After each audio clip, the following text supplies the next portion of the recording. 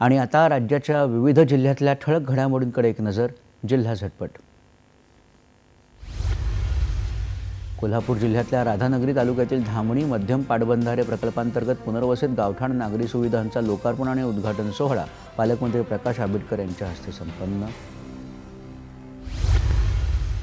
पनवेल महानगरपालिका आणि सिडको यांच्या संयुक्त विद्यमाने अग्निशमन सेवा सप्ताहांतर्गत नवीन पनवेल ते खारघर भव्य वाहन रॅलीद्वारे जनजागृती.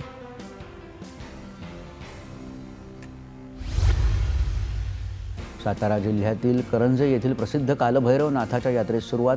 भाविकांची अलोट गर्दी.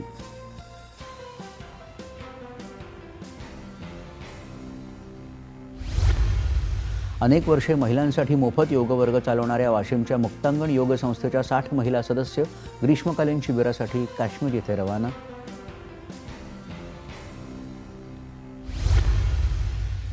महिलांमध्ये क्रिकेटविषयी गोडी लागण्याच्या उद्देशानं उरण तालुक्यात प्रथमच महिलांसाठीच्या बॉक्स टाईप क्रिकेट स्पर्धेचं आयोजन. महिलांचा उत्स्फूर्त प्रतिसाद. अहिल्यानगरच्या स्थानिक गुन्हे शाखेकडून आंतरजिल्ह्यात वाहन चोरी करणारी सराईट टोळी जेरबंद.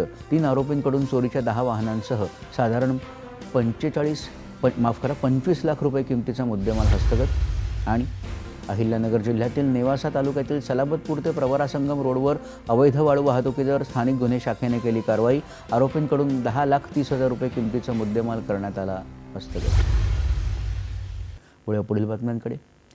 पोषण